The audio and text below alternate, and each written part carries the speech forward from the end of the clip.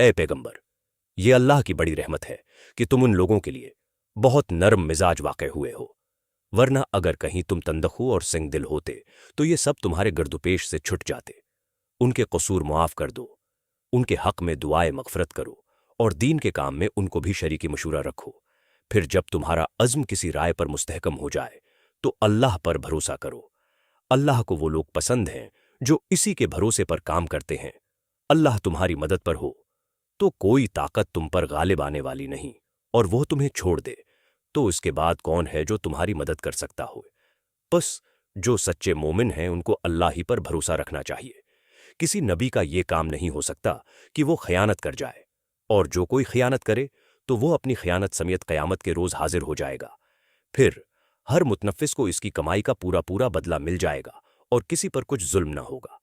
بھلا یہ کیسے ہو سکتا ہے کہ جو شخص ہمیشہ اللہ کی رضا پر چلنے والا ہو وہ اس شخص کے سے کام کرے جو اللہ کے غضب میں گھر گیا ہو اور جس کا آخری ٹھکانہ جہنم ہو جو بدترین ٹھکانہ ہے؟